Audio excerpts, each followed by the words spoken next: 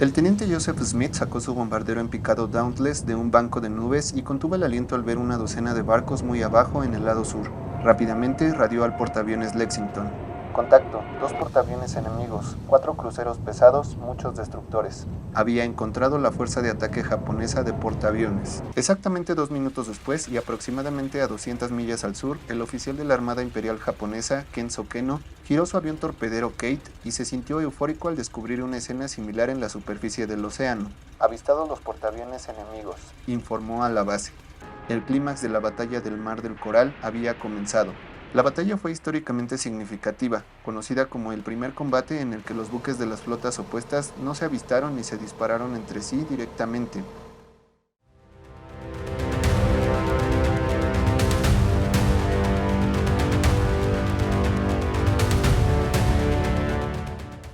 Habiendo descifrado el código naval japonés, el comandante de las fuerzas aliadas Nimitz sabía que los japoneses pronto lanzarían la operación Mo en el Pacífico Sur para tomar las Islas Salomón y Port Moresby, en la costa sureste de Nueva Guinea. Si tuvieran éxito, estas conquistas amenazarían gravemente a Australia. Basándose en esta inteligencia, envió la fuerza de tarea Lexington, que entonces estaba en aguas hawaianas, para reforzar la fuerza de tarea Yorktown del almirante Fletcher en el Mar del Coral. El comandante de la fuerza de tarea más experimentado de la Marina, el almirante Bull Halsey, se acercaba a Japón con el Enterprise y el Hornet como parte de la incursión Doolittle, a casi 10.000 millas del Mar del Coral. Nimitz tendría que confiar en Fletcher, que tenía menos conocimiento en operaciones de portaaviones, para liderar la batalla. El convoy japonés de invasión de Port Moresby estaría escoltado por el portaaviones ligero Shōjo y protegido por la fuerza de ataque de portaaviones del contraalmirante Tsuchihara, que consistía en los portaaviones más nuevos de Japón, Suikaku y Shokaku.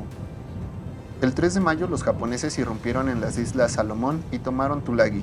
En la mañana del 6 de mayo, el Suikaku y el Shokaku navegaron hacia el Mar del Coral para cubrir el flanco de la fuerza de invasión Mo, que estaba escoltada por el Shōjo. El 7 de mayo, un avión de reconocimiento japonés reportó el avistamiento de un portaaviones aliado y un crucero. Un ataque masivo desde los 2 portaaviones de la flota fue lanzado rápidamente, pero el reconocimiento del almirante Hara le informó mal. El líder del ataque no encontró portaaviones, solo el buque cisterna aliado Neosho, escoltado por el destructor Sims. Los frustrados atacantes golpearon los objetivos desprotegidos, hundiendo al Sims y dejando gravemente herido al Neosho.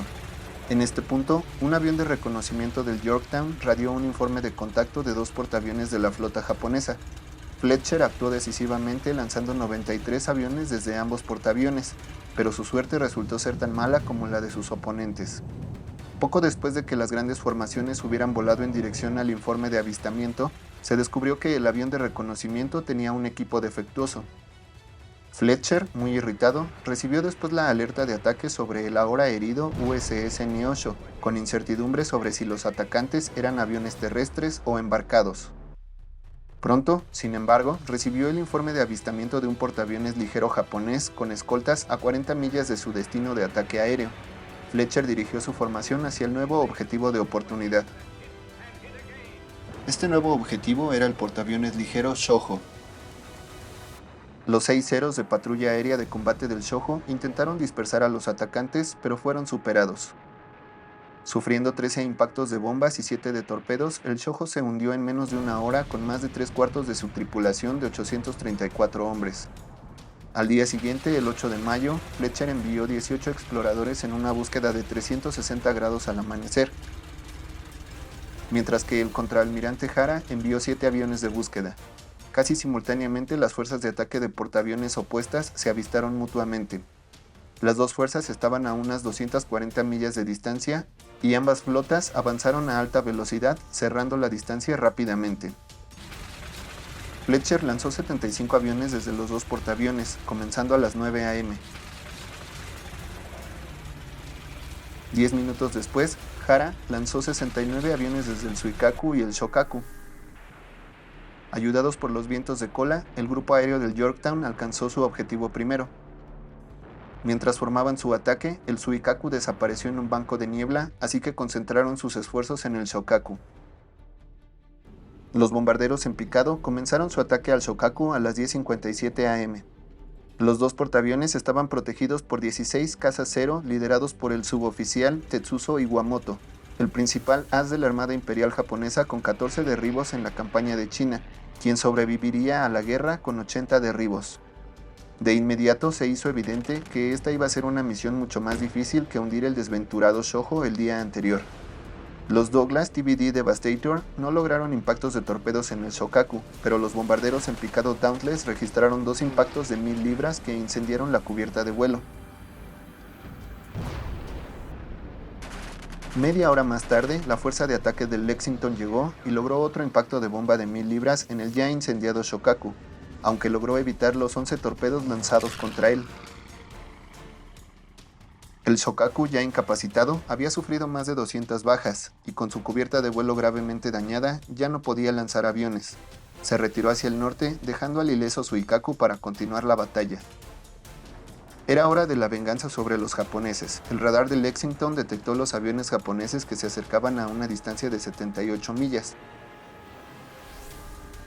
Debido a que solo disponía de 9 cazas, Fletcher tomó la desesperada medida de emplear a sus bombarderos en picado Dauntless como interceptores. 23 bombarderos en picado Dauntless fueron lanzados a la acción. El Lexington maniobró violentamente a través de una serie de giros y vueltas para esquivar los torpedos iniciales, pero más venían en camino. Los 17 artilleros de la fuerza de tarea dispararon desesperadamente. El piloto líder del ataque japonés admitiría más tarde: "Nunca en todos mis años había imaginado una batalla como esa". Los pilotos de los Dauntless derribaron varios Kates, pero les fue mal contra los Zeros de escolta. 4 fueron derribados. Zeros y Wildcats giraron, se lanzaron en picado y escalaron en el medio de una formación de bombarderos. Aviones alcanzados y ardiendo de ambos bandos inundaron los cielos. El combate aire-aire fue continuo y violento. Cuando Duran Matson aterrizó su Wildcat después del combate, el personal encontró su caza Grumman acribillado con 21 agujeros de proyectil de 20 milímetros e innumerables agujeros de bala de ametralladora. A pesar de estas hazañas, el Lexington fue golpeado por 2 torpedos y 2 bombas. El gigantesco portaaviones se estremeció y disminuyó la velocidad envuelto en humo de los incendios bajo cubierta. Mientras tanto, el Yorktown libraba su propia batalla a vida o muerte. 14 bombarderos en picado apuntaron al Yorktown. Mientras se acercaban, 2 Wildcat que circulaban sobre el Yorktown lograron penetrar la pantalla defensiva de los Zeros de escolta. Derribaron en llamas a 2 de los bombarderos en picado Aichi D-3A, interrumpiendo su formación de ataque. Los cañones antiaéreos de ambos portaaviones habían sido mejorados desde el inicio de la guerra con nuevos cañones Oerlikon de 20 milímetros. Los artilleros antiaéreos del Yorktown dispararon desesperadamente, apoyados por el fuego de los buques de escolta cercanos. Los japoneses no solo recibieron fuego de ambos portaaviones, sino que también tuvieron que soportar el intenso fuego antiaéreo de 5 cruceros y 9 destructores. El mar alrededor del Yorktown estaba lleno de los restos en llamas de aviones japoneses derribados. El Yorktown luchaba por su propia existencia, y todos a bordo lo sabían. Realizó violentos giros y vueltas a toda velocidad para evitar la cascada de torpedos y bombas lanzadas contra él. A pesar de que 4 aviones fueron derribados y muchos más dañados por el fuego antiaéreo, los atacantes experimentados y altamente motivados no se detendrían.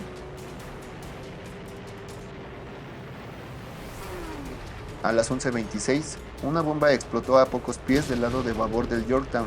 La onda de choque de la explosión fue tan severa que sacudió violentamente al portaaviones de lado a lado. Los aviones en la cubierta y el hangar fueron lanzados como juguetes.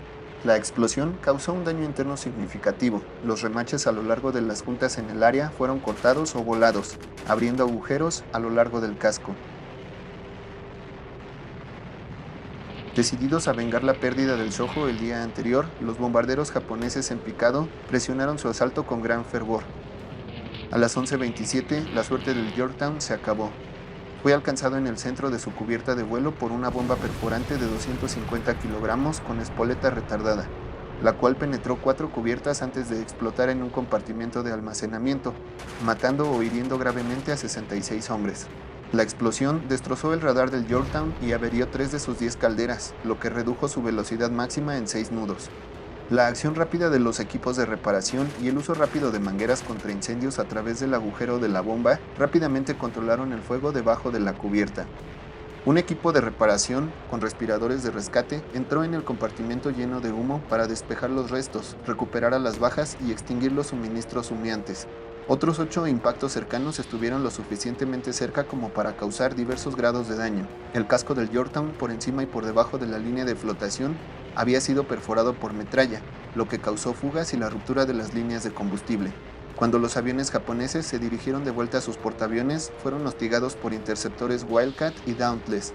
En los duelos aéreos que siguieron, 3 Dauntless y 3 Wildcats fueron derribados, mientras que los japoneses perdieron un 0 y 4 bombarderos en respuesta. A pesar del daño, tanto el Yorktown reparado como el Lexington pudieron recuperar a los aviones de sus grupos aéreos que ahora regresaban.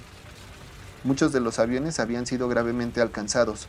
Algunos de los exhaustos tripulantes estaban heridos. Todo esto contribuyó a la pérdida de 8 aviones durante la operación de recuperación.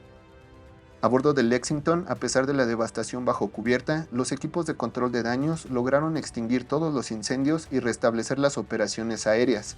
Se esperaba que pudiera llegar a un puerto para reparaciones, pero uno de los torpedos había roto el almacenamiento de gasolina de aviación del barco, lo que generó vapores que se filtraron a través de muchos de los compartimentos del barco. Pasada 1 hora y 20 minutos desde el final del ataque, las chispas de un motor eléctrico encendieron los combustibles derramados. La bola de fuego resultante atravesó el barco, provocando explosiones secundarias. A lo largo de la tarde, una reacción en cadena de explosiones adicionales consumió lentamente el barco. A las 4 p.m. en punto, el barco estaba en llamas de popa a proa. Con los incendios ardiendo sin control, a las 5:07 p.m., el capitán Ted Sherman dio la orden de abandonar el barco. Más del 92% de la tripulación sobrevivió ese día. A las 7:52 p.m., el destructor Phelps lo remató con 5 torpedos. Con su tripulación observando, el Lexington se hundió bajo las olas. La pérdida del Lexington dejó a la flota de Fletcher con 39 aviones operativos. Cuando Fletcher informó la pérdida del Lexington a Nimitz, este quedó visiblemente impactado. Al no estar dispuesto a arriesgar el dañado Yorktown en otra batalla contra el ileso Suikaku, Nimitz ordenó a Fletcher que se retirara a Pearl Harbor para reparaciones. Esto dejó a los japoneses en control del campo de batalla, lo que les permitiría completar su invasión anfibia de Port Moresby. Con muy poco combustible, el Suikaku y su escolta navegaron hacia el norte para reabastecerse del buque cisterna Toho Maru. A última hora del día siguiente, el Suikaku reanudó su búsqueda del Yorktown, pero para entonces ya estaba muy lejos del Mar del Coral. De vuelta en la base en Rabaul, el vicealmirante Shigeyoshi Inoue, que tenía el mando general de la operación Mo, había perdido los nervios. En lugar de aprovechar la victoria japonesa completando la invasión anfibia de Port Moresby, sintió que con solo 24 ceros operativos ahora disponibles en el Suikaku, no sería suficiente para proteger su convoy de los aviones basados en tierra aliados. Así que retiró el convoy de invasión de vuelta a Rabaul. El almirante en jefe, Isoroku Yamamoto, estaba furioso con la timidez de su subordinado. Los Estados Unidos negaron que la batalla fuera una derrota, afirmando que ambos bandos habían perdido un portaaviones y tenían un portaaviones dañado. Pero el hundimiento de un lanzador de submarinos convertido con 18 aviones a bordo no podía compensar la pérdida de uno de los únicos 4 portaaviones de flota disponibles para los Estados Unidos en el Pacífico. Hitler envió sus felicitaciones y aclamó a los japoneses como los vencedores del Mar del Coral. Sin embargo, el objetivo de la flota estadounidense era detener la invasión anfibia de Port Moresby, así que, aunque perdieron la batalla, aún lograron su objetivo.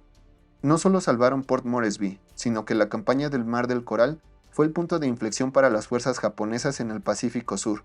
Nunca más amenazarían las vitales líneas marítimas de comunicación a Australia. Y así, en última instancia, la campaña del Mar del Coral pasaría a la historia con razón como una gran victoria estadounidense.